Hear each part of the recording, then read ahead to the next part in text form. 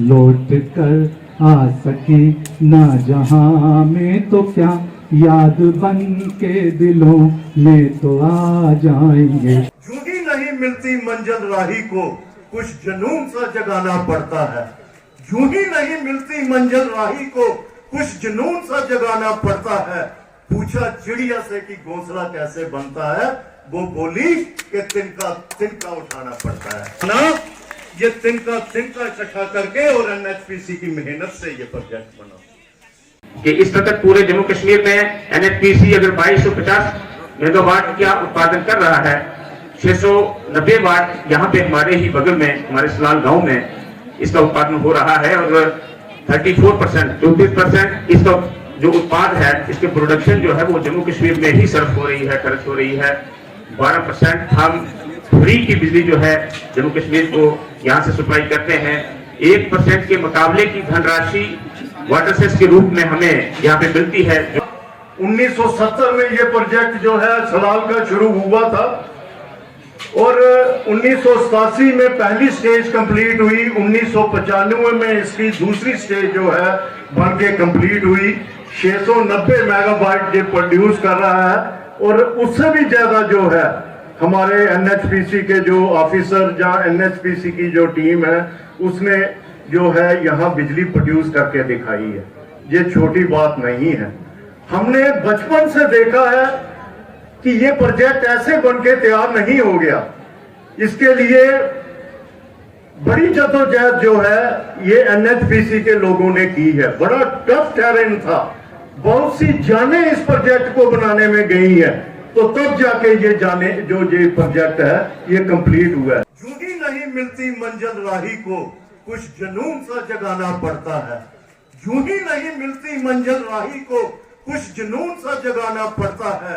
पूछा चिड़िया से कि घोंसला कैसे बनता है, वो बोली कि तिनका तिनका उठाना पड़ता है ना। ये तिनका तिनका इकट्ठा करके और एनएचपीसी की मेहनत से ये प्रोजेक्ट बना। एनएचपीसी में ये कैपेसिटी है, ये एनर्जी 50,000 तक 35 तक ये एनर्जी प्रोड्यूस कर सकते हैं, ये टारगेट हासिल कर सकते हैं। क्योंकि ये मैं कहूं ये एक टीम वर्क होता है। ये छोटे से छोटे मुलाजिम का भी इसमें रोल है, बड़े से बड़े अधिकारी का तो है ही है। जैसे कहते हैं बड़ी मशीन को चलाने के लिए छोटी गरारी का भी उतना ही काम है जितना बड़ी गरारी का। अगर छोटी गरारी खराब हो जाए तो बड़ी गरारी नहीं चल सकती। इसलिए ये एक टीम वर्क है और मुझे पूरा यकीन है कि 2035 तक जो ये टारगेट दिया गया है ये अचीव करेंगे। जैसे जगजीवन लाल जी बोल रहे थे, हमारी स्टेट में तो हाइड्रो की बड़ी पोटेंशियल है। 20,000 से ज्यादा हाइड्रो पोटेंशियल जो है हमारी स्टेट में है। अभी तो चंद प्रोजेक्ट जो है यहाँ पे हाइड्रो बने हैं। आने वाले टाइम में बहुत सारे प्रोजेक्ट जहाँ पे बनेंगे, बहुत सारे और दीगर प्रोजेक्ट हाइड्रो यहाँ पे हमें देखने को मिलेंगे। अभी भी कुछ प्रोजेक्ट का काम शुरू हुआ है, कुछ एनएचपीसी ने जॉइंट वेंचर्स के साथ चनाब वैली में शुरू किए हैं। 11 प्रोजेक्ट्स पे इनका काम चल रहा है। 20 प्रोजेक्ट्स जो है वो पाइपलाइन में है, वो गवर्नमेंट ऑफ इंडिया के अप्रूवल के लिए वहां चल रहे हैं। आने वाले टाइम में वो भी प्रोजेक्ट हमें देखने को मिलेंगे। और मैं यही कहूंगा कि जो आर.के. सिंह साहब ने टारगेट दिया है वो जरूर पूरा होगा, क्योंकि ये कैपेसिटी एनएचपीसी के लोगों में है। देश 75वां जो आजादी का वर्ष है उसको अमृत महोत्सव के रूप में मना रहा है। पूरे देश भर में ये प्रोग्राम चल रहे हैं। हमारे डिस्ट्रिक्ट एडमिनिस्ट्रेशन ने भी बहुत सारे प्रोग्राम किए हैं। हमारे जितने भी जनप्रतिनिधि हैं उन्होंने भी इसमें बढ़ चढ़ करके हिस्सा लिया है। और एनएचपीसी भला इसमें क्यों पीछे रहे, तो मैं एनएचपीसी की पूरी मैनेजमेंट को, चाहे वो एक छोटा सा कंट्रेक्चुअल वर्कर है साइट पे काम कर रहा होगा, वहां से लेकर के हमारे जीएम साहब एन कुमार साहब या हमारे एग्जीक्यूटिव डायरेक्टर राजन कुमार साहब, हमारे सीएमडी मंत्री आर.के. सिंह साहब हूँ, इन सबको इस चीज का, इस आज के प्रोग्राम के मुनक़्क़द करने का, एहतमाम का श्रेय जाता है।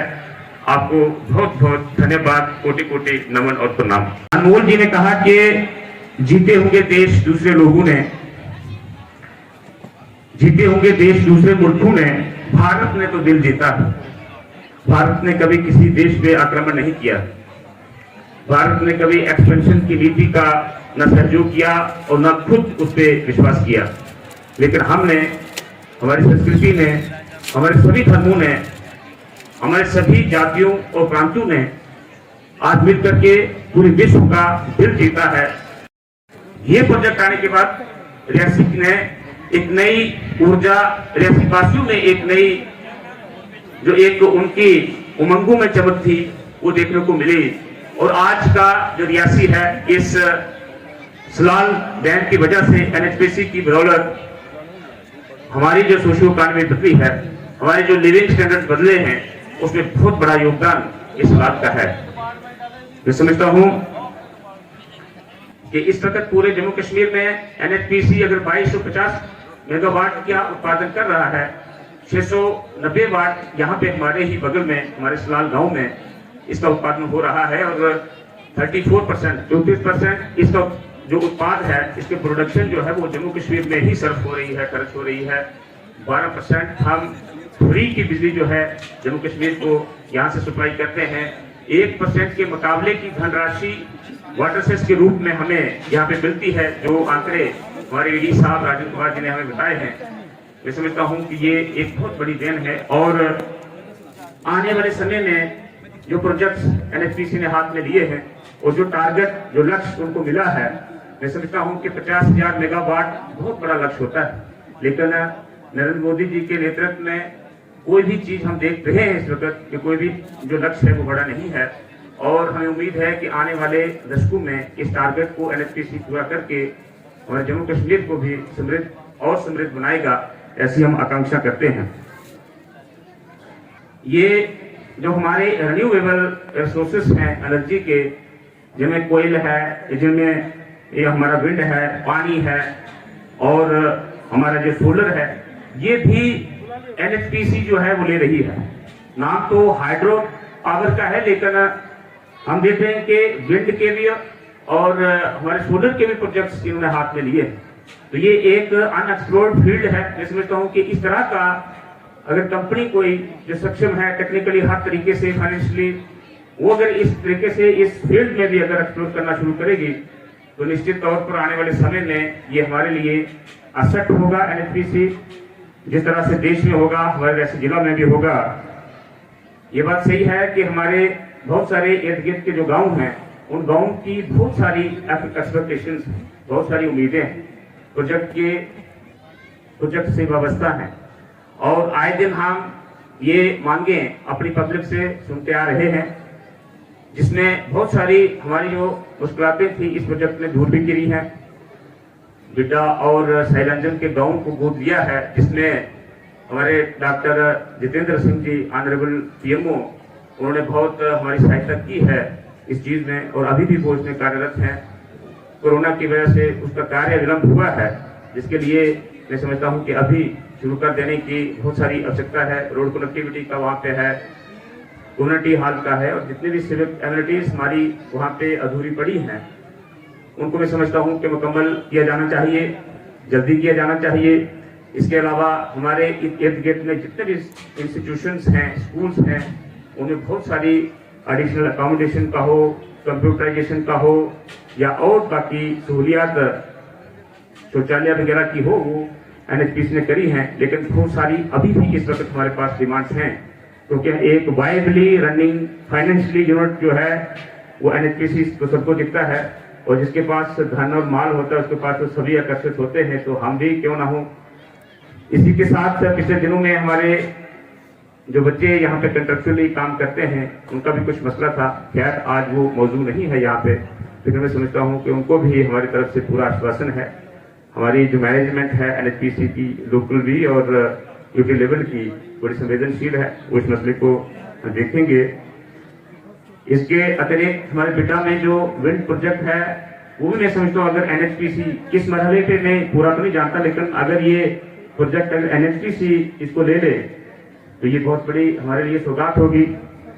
रड नाला का प्रोजेक्ट है, छोटा प्रोजेक्ट है पावर जनरेशन का, उस पर भी बहुत सारी प्रगति हुई है और आने वाले दिनों में इसमें भी काम चलेगा, तो जिससे हमारी जो एनर्जी की पावर की जो आपूर्ति है वो पूर्ण होने की जो संभावना है।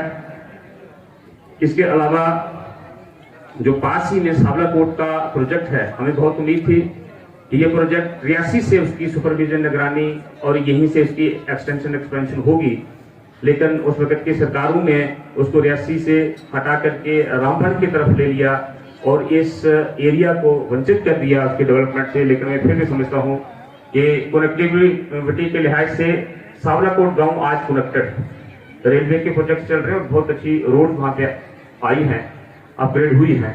तो अगर इस रोड को कनेक्टिविटी, क्योंकि जम्मू से वाया सावलाकोट अगर हम वाया रियासी अगर सावलाकोट पहुंचना हो तो ज्यादा बेहतर और ज्यादा अच्छा माध्यम रहेगा, बजाय इसके कि हम उधमपुर, नाशरी और वहां से रामबन के डिस्ट्रिक्ट से जाएं। तो ये हम आपसे भी अपेक्षा करेंगे कि हमारी बात को ऊपर तक पहुंचाएं और हम ये खुद भी सेंट्रल गवर्नमेंट की तरफ इस बारे में करेंगे।